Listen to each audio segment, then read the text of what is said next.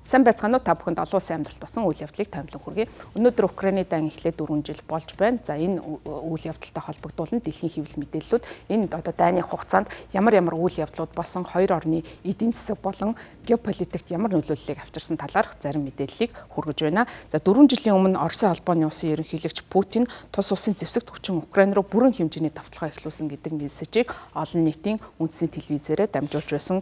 За Оросын холбооны улсын хувьд энэхүү дайныг тусгай цэргийн ажиллагаа гэж нэрлэж байгаа. За энэ дайны хувьд бол Оросын холбооны улсын хувьд хамгийн бас удаан үргэлжлэж байгаа дайны нэг болж байгаа юм. За Оросын хувьд зөвлөлт холбоотой улсад байхдаа 1941-с 45 онд дэлхийн 2 дугаар дайнд оролцсноос хойш хамгийн удаан үргэлжилсэн дайн нь энэ удаагийн дайн болж байгаа юм. За мөн Оросын бие даасан Медиазона мэдээллийн агентлагийн баталгаажуулж хэлж байгаагаар Оросын байлдааны талбарт нас орсон хүний тоо 196 мянга давсан явдал нь 1980-ад онд Оросын холбооны улс зөвлөлтийн цэргүүд Афганистанд байлдаж за тухайн үед улаан арим одоо хохирч байснаас 13 дахин их хэмжээний хүний хохирол амссан ийм дайн байлдаан болж байна. За мөн Оросын зарим бүс нутгууд бол байнгын дайн байлдааны нөхцөл байдалд оршиж байгаа. За тухайлах юм бол Курск, Белград мужууд ялангуяа Украинтай хэлэлдэг Оросын баруун бүс нутгуудад их бүүний сум нисгэгчгүй онгоцны цохилтонд бол өртөж байгаа. За тэр байтугай Украины хүчний хуурай газрын давталгаанд өртөж байсан удаатай. За Курскийн нэг хэсэг нь бол түрх хугацаанд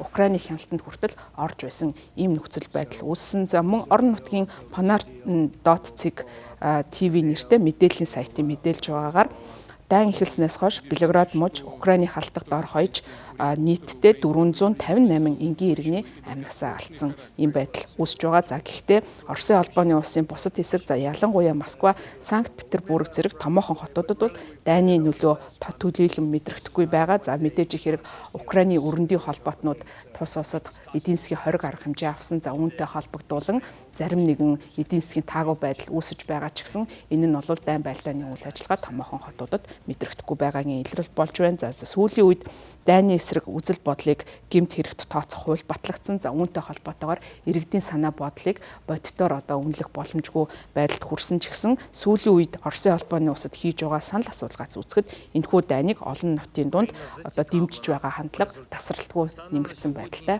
харагдаж байгаа юм. Оросын холбооны улсын хувьд энэхүү Украины дайн геополитикийн бас ач холбогдолтой болж байгаа. За учир нь гэвэл Европын хамгийн том улс болох Украин нь Орос НАТОгийн хооронд стратегийн жиргэвчийн үүрэг гүйцэтгэдэг чухал бүс нутаг тооцогддог. За түүхэн шалтгаанаас авч үзэх юм бол Наполеоны Франц, Бельгиэлмийн Герман, нацист Герман бүгд зүүн өмнөд Европоор дамжин Орос руу халтан давталж байсан. За ингэхдээ Украин цэргээ байрлуулж байсан учраас энэ бүс нутагт гадны цэргийн хүчин байрлахад Оросын холбооны улс тун таагүй хандсаар ирсэн. За харин Украин улсын хувьд Европын холбоо за цаашлаад НАТОд гишүүнчлэлтэй болох ийм санаархлыг илэрхийлж байсан. За энэ нь бол Оросын холбооны улсын яахын аргагүй геополитикийн ашиг сонирхлыг нь хүндсэн үйлдэл болсон учраас энэхүү дайныг эхлэх бас нэгэн шалтгаан нь геополитикийн үндэс шалтгаан болж байгаа. За мөн нөгөөтэйгүр Оросын холбооны улсад чухал бүс нутаг тооцдог гүрж Украинд хоёулаа Оросын ижил мөрний бүс нутаг за тэр дундаа хөдөө аж ахуйн зүрхэн газар Каспийн тэнгисийн газрын тосны гарцтай ойрхон байрладаг. За тийм учраас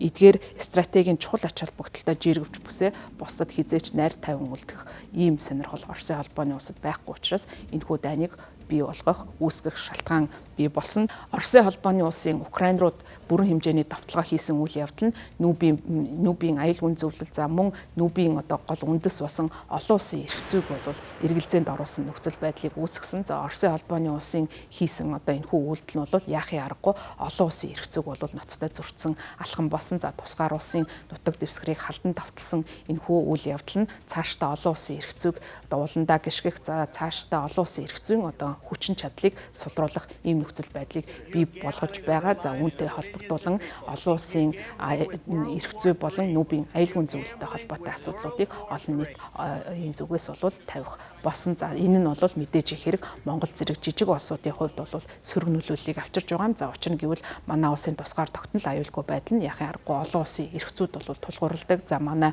үндэсний аюулгүй байдлын гол зарчим нь бол олон өөрийн одоо аюулгүй байдлыг улс төр дипломатын аргаар хамгаалах үндсэн зарчимтай. За үүнийг нь бол хэрэгжүүлэх гол үндэс нь бол нүг болон түүний төрөлцсөн байгууллагуудын гишүүнчлэл болон дэлхийн одоо хамтын нийгэмлэг олон улсын эрх зүйд одоо тулгуурласан хүчин чармаалт байсаар ирсэн. За үүнийг бол эргэлзээнд оруулах ийм үйл явдал болсон. Цаашдаа олон улсын харилцаанд буруу жишгийг тогтоож байгаа хэрэг явдал болж байгаамаа.